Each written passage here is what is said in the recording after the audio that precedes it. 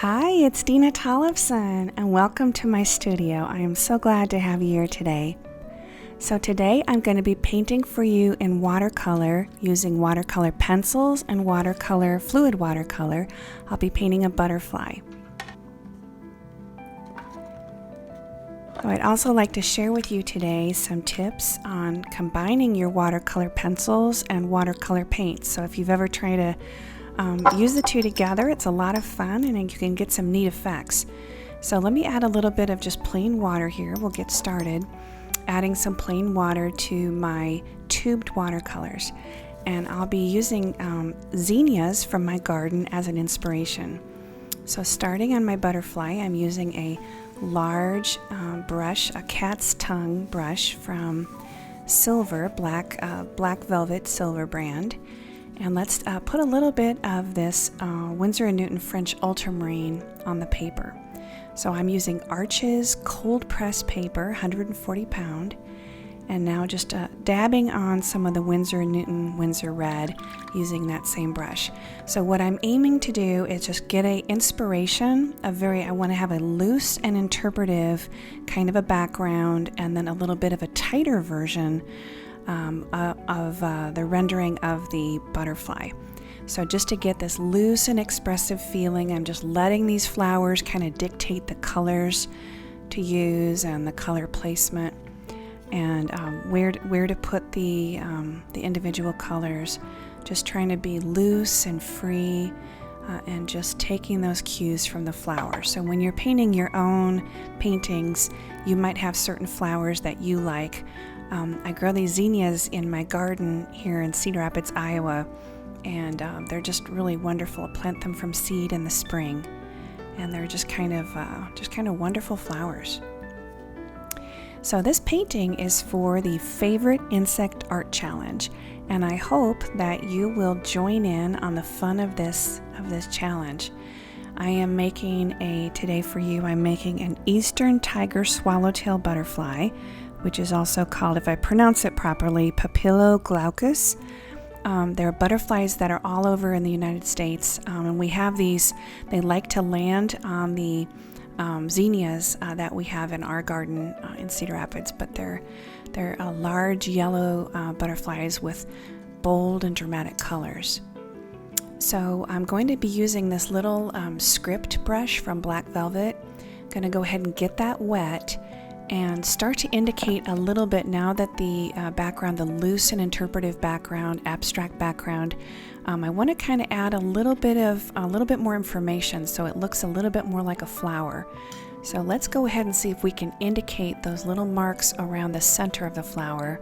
Just coming in here nice and easy with the script brush. And that's a combination of Winsor and Newton Winsor Yellow Deep and Winsor & Newton Winsor Orange. And just using the flower as a reference. Let's get a few marks here. I have this red flower next to my butterfly because I did some reading about the Eastern Tiger Swallowtail, and I learned that they prefer red or pink flowers. So I'm going to be using a reddish pink flower that my butterfly will be landing on.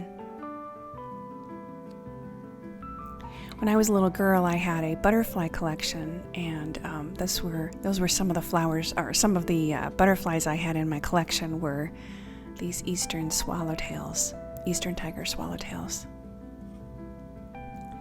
So now just going in, I want to add a little bit more detail to this loose flower over here. So coming in now with a second time, the paper is dry, and I pre-wet just a small section of the paper, and I'm coming back over here with some of that Winsor & Newton permanent magenta.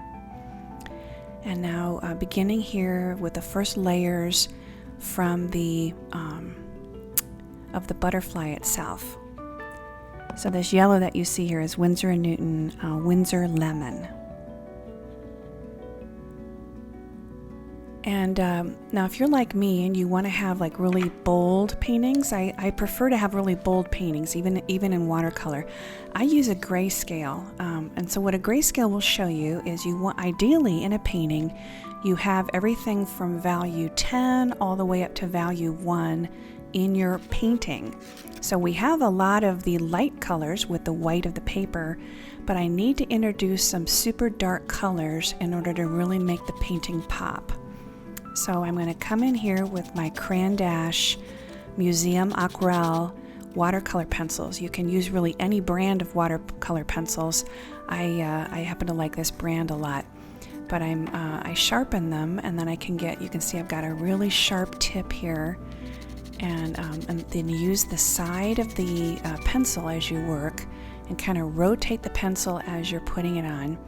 And you can leave it dark and scratchy, or you can do what I'm doing here, is I'll be activating activating that pencil in some areas with water, and then also layering fluid watercolor over the top. So putting a little first indication of Winsor & Newton Winsor Red at the bottom of the base of the butterfly. And then now coming in with the, let's see, that's a Holbein Peacock Blue. And we'll start to indicate the blue. So I've pre-wet, you can see the little puddles of water where I pre-wet the area, and I'm putting the color on top. So the reason I put water on first is because then the color will spread in a really organic and nice way. Kind of like the organic and loose background that we have. I pre-wet the paper first. And now Winsor & Newton Yellow Deep.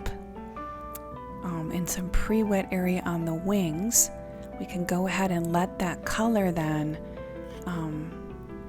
be nice and soft and organic, and allow that color to go in and mix in with the already dried layer of the Winsor Lemon below. So just going in with that script brush and just allowing that color to just kind of play over the top of the butterfly. There we go.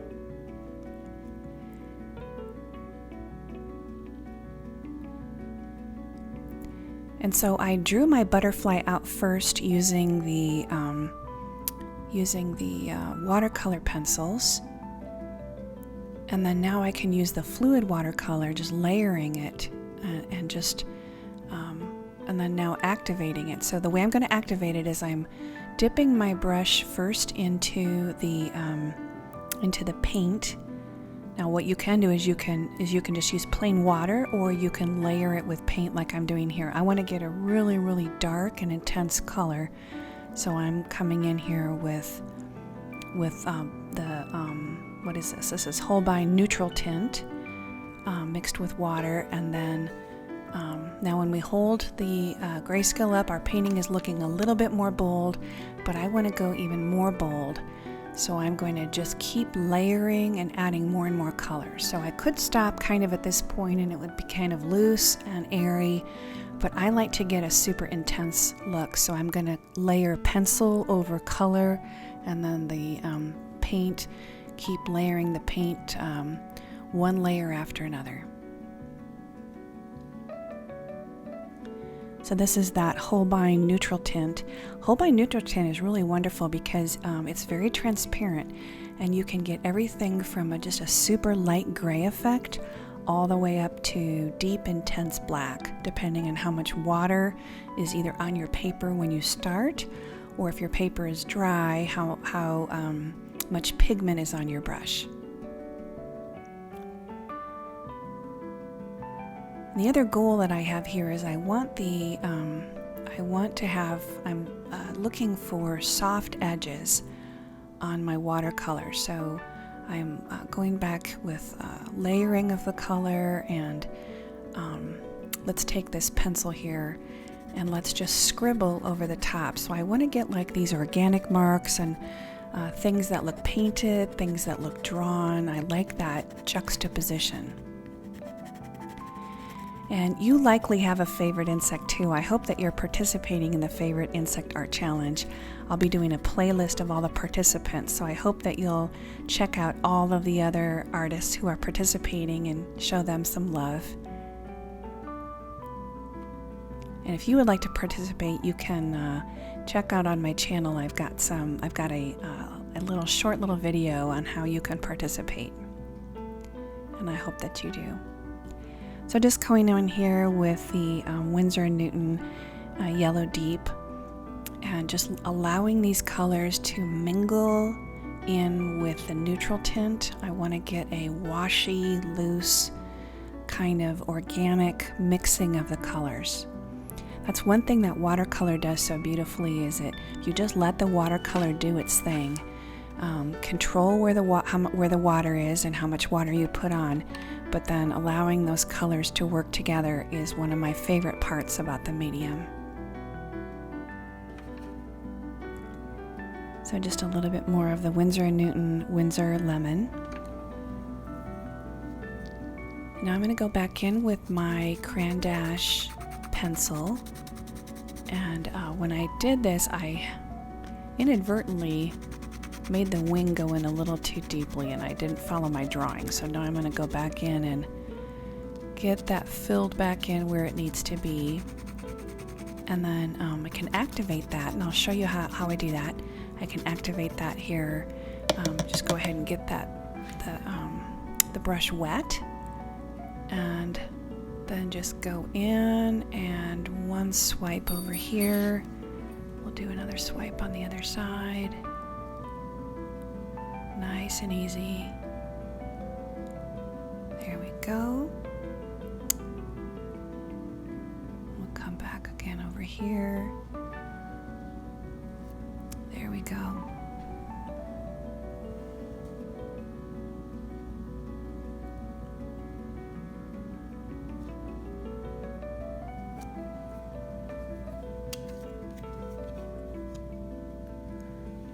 So now when we hold up the value scale, the top of the butterfly has the effect that I want, where I've got a bold and dramatic contrast between the lights and the darks. So now I want to work on the bottom half of our little butterfly here. First we can put some detail here on the body by layering over the top of our of the paint. We can put the watercolor pencil. And so that's a way that you can show detail, is you can use the watercolor pencil on top, and then you can always get it wet or you can leave it dry, whatever you like. Now another layer, in order to really make those darks dark, want to come back over and another layer of the Winsor & Newton neutral tint to really develop a strong dark color.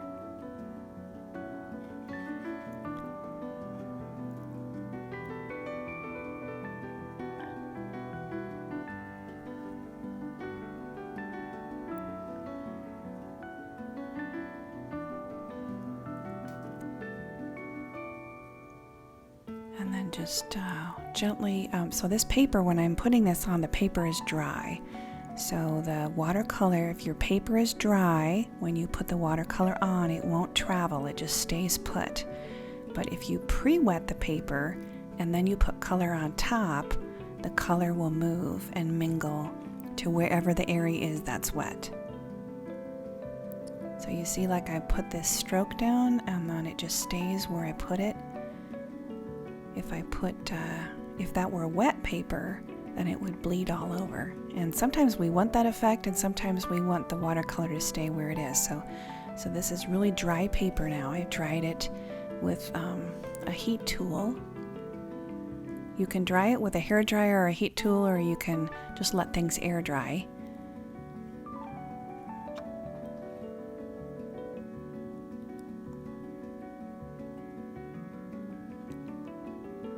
Just getting additional layers over here.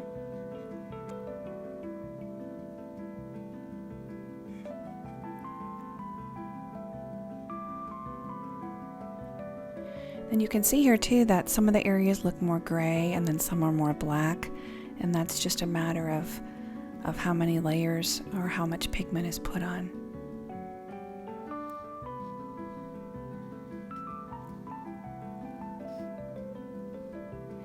Now, as you can see, when I'm putting the this dark color on, it's making a hard edge, And so what I'll want to do, because I'm not looking for hard edges on the inside of the butterfly, I'll come back over that and wet that. Once that dries, I can go back and wet that.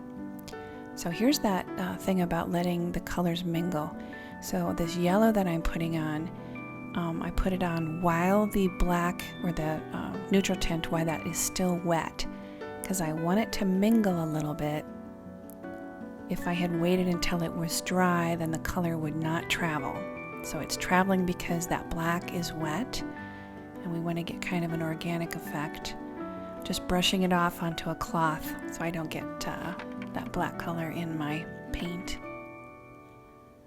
But I like these kind of forms that we can get when the colors mix together a bit on the paper. And we'll get a little bit over there. There we go. Now I'm going to let this dry, and then when it's thoroughly dry, then I'll be able to come back in and do other colors. So let's get a little bit more of the neutral tint here, and then I can come in with the red again and do that same kind of idea where I allow that color to mix and move. And if you get it where you don't, just do what I'm doing here. Just take that cloth and take it off with a little bit of a cloth. Now here you can see, here's an example. I'm putting the yellow on, and I've allowed the black and the yellow below there to completely dry. So it's only going to stay exactly where I put it, because the paper below is dry.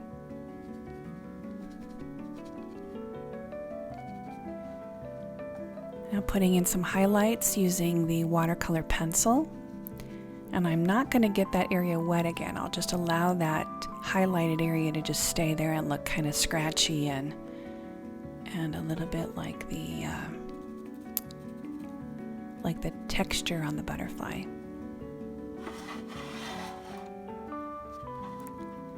Some more of the Holbein turquoise blue. So I've pre-wet the blue areas, and I'm just letting pre-wet so it was dry, and then got it wet, and now adding the color on top and allowing it to travel around.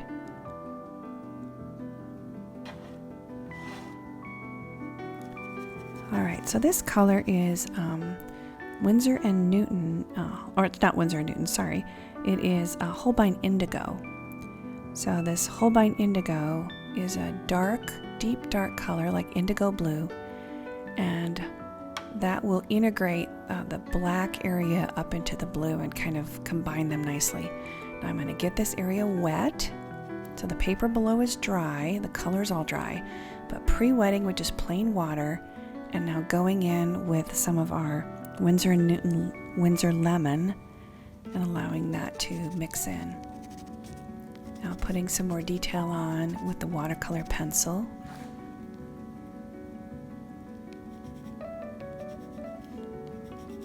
There we go.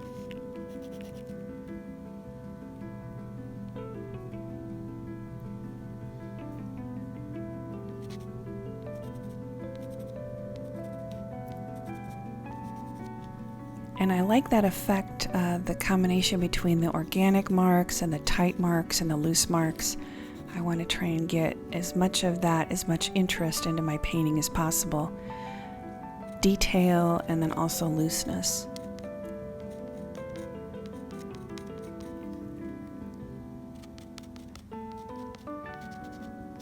That's one thing that watercolor pencil can do for you that is really difficult to achieve with just paint alone.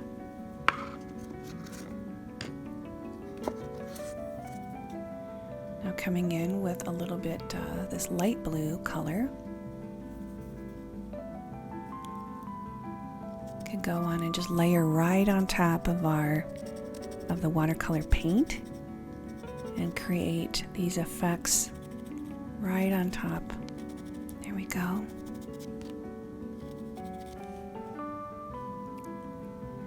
Now we could get that wet, but I am preferring to leave that color dry.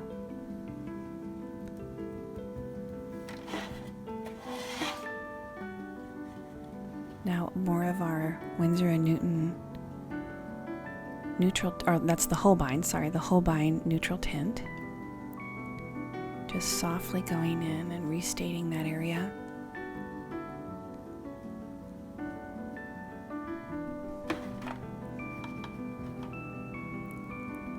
Here's some Winsor yellow.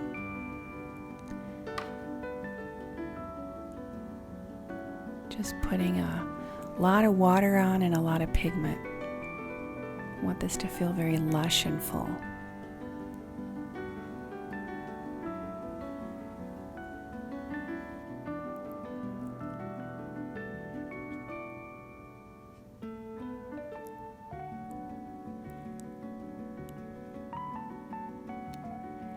Now with the paper dry, I'm just restating another layer of the marks on the butterfly.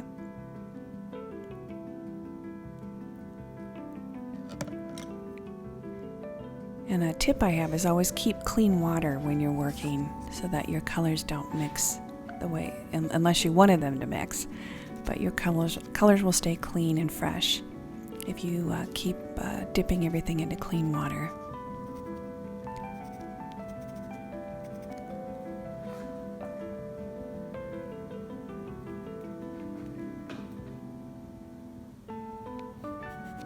And there you can see the dry areas of the paper, and then you can see right where the paper is, right where the watercolor is drying. It's still wet right there. Then going in and putting some details with the watercolor pencil.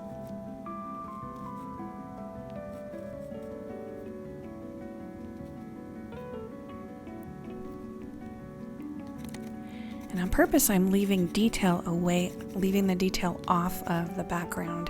I want the background to be the area of the zinnias and then just kind of that loose interpretive background. I wanted that to be a juxtaposition with the tight rendering of the butterfly itself.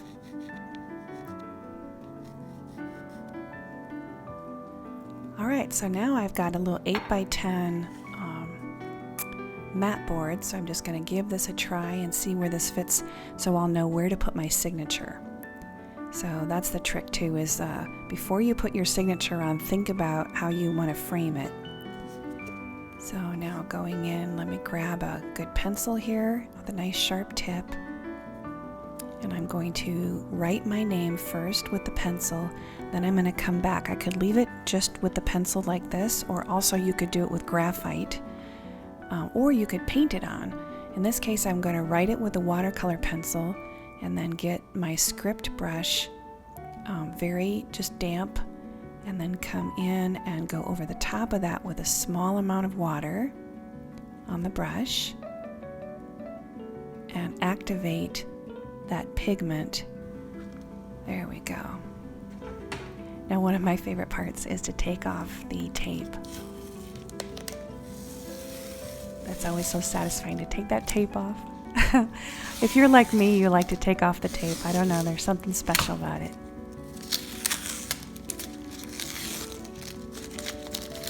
There we go.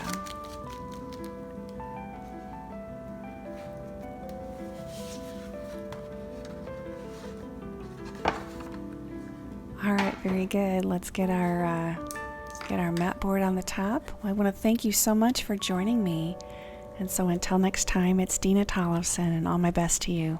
Bye-bye.